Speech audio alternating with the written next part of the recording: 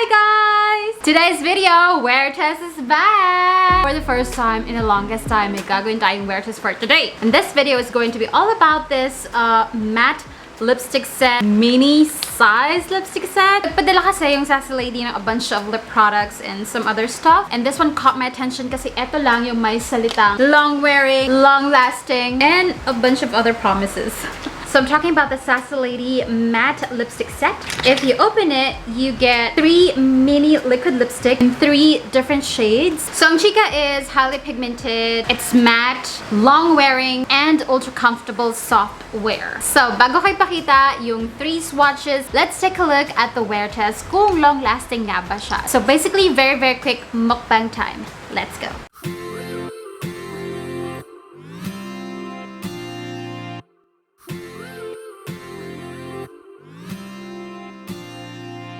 One step forward and another back. I would never try to fool ya. I'm one heartbeat away from going mad. Girl, when you looking like that. Yes, love love. Closer, closer, I'ma get closer to you. Yeah, got me, baby, got me hooked on you once again. Girl, I need you.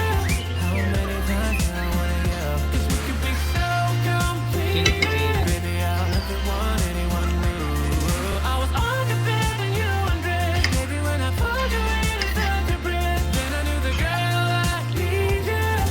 Smiling like that, I could never resist it. Smiling like that, I could never resist it. Smiling like that, I could never resist it. Every moment is another chance. Loving you is all I wanted. I'm wide open for a love affair. Girl, when you're looking like that.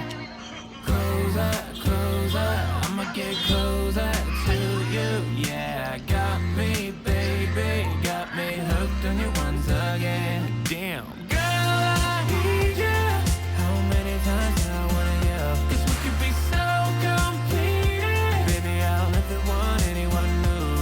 I was on your bed when you undressed. Baby, when I pulled you in and felt your breath, then I knew the girl I need you. Smiling like that, I could never resist it. And that concludes the wear test, you guys. So very quick review muna tayo bago tayo mag-lip swatch. Well, una sa lahat, I love the formula kasi manipis lang siya. Hindi siya heavy on the lips. Totoo yung ultra comfortable soft wear na sinasabi. It's very lightweight on the lips. Hindi siya sing heavy ng Maybelline Superstay Matte Ink. Tapos, hindi pa siya like tight on the lips. Walang tugging, walang stickiness whatsoever. It's just really manipis.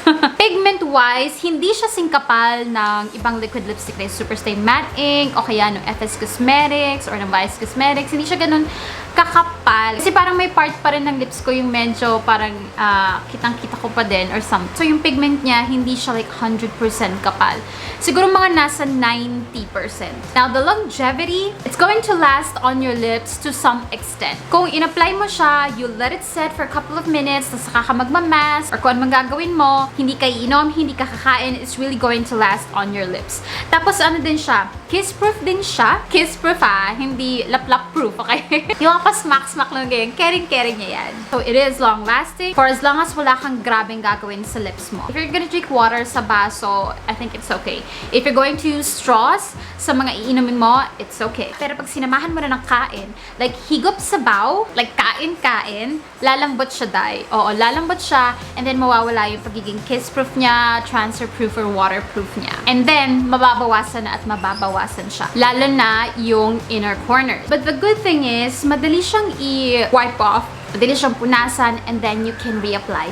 Yung iba kasi mga liquid lipstick na, alam mo yun, transfer-proof, long-lasting, yada-yada. Kapag kumain ka, nabawasan yung inner corners, ang hirap tanggalin nung outer o yung natitira pang shades. Kaya parang kailangan mo talaga ng urine ng ganyan, o kailangan mo ng makeup remover, o kaya ng oil to like take it off. But this one, it's easier to take it off, tapos saka mo i-reapply. Now, bahala ka na if dun sa mga sinabi ko, okay sa'yo, swak sa preference mo. But for me, okay naman siya. Oo, kasi for some reason, I'm not in the mood for, you know, super duper makapal makapal, makapit na lippie. Okay na ako dun sa medyo mabait. And dye, hello. This is how much. Right now, it's just 169 pesos. And I think I love the fact na mini siya. Kasi aminin mo, hindi madalang tayo makaubos ng isang buong liquid lipstick unless we're so in love with the shade and with the formula. Pwede mo siyang maubos, so masasabi mong sulit yung binayad mo kasi naubos mo siya. So, that's the quick review. Now, let's go to the swatches. Here is an overview of the shades.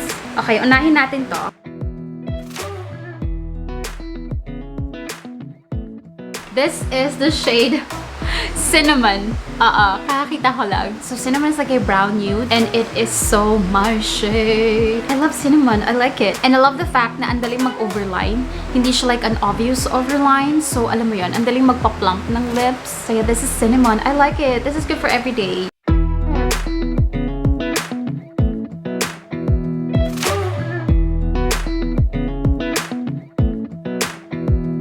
Next shade is called Maple.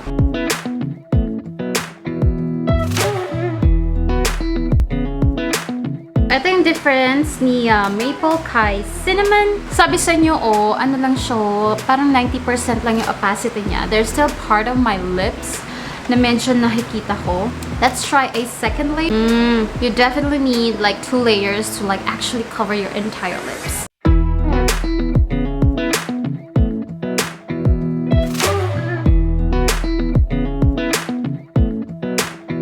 Like burnt orange but more on like on the brown side. Last shade is reddish. I do believe ito yung ginamit ko sa wear test. Kaya lang kasi yung ginamit ko sa wear test was like my phone camera, so parang hindi niya masyadong nabigyan ng justice yung shade.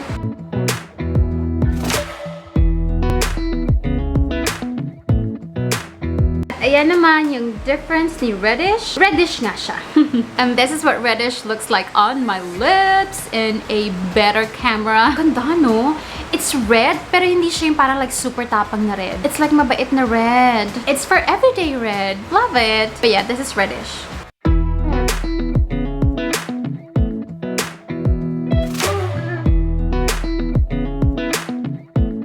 Now, for my final lip, mag-ombre tayo. So, on my lips is an ombre of maple and reddish. So, for my final thoughts, I do recommend etong lip trio ng Sace Lady because it's just 169 pesos for now. Prices could change, but definitely hindi siya like aabot sa 300 pesos. And sulit siya for me because you get 3 shades. Yes, mas maliliit, pero you know, 3 shades. Sino bang nakakaubos ng 1 full size ng liquid lipstick? Plus, I love the performance. Hindi siya yung pinaka-powerful na liquid lipstick out there, but you're going to get like more than what you bargained for. Parang sulit na yung binayad mo for the formula, for the longevity, and of course for the shades. Link down below in case you're interested. And this video is not sponsored, by the way. Isipan ko lang talaga na it's a perfect time for me na mag-come back sa mga wear test. Anyway, thank you so much for watching, guys. I hope you enjoyed this very quick review video. If you have wear test suggestions or requests, comment it down below. Don't forget to subscribe and like this video. Tapos, click the bell button so you get notified kapag may bago akong video. Again, thank you so much for watching, guys. I'll see you in my next one. Bye-bye!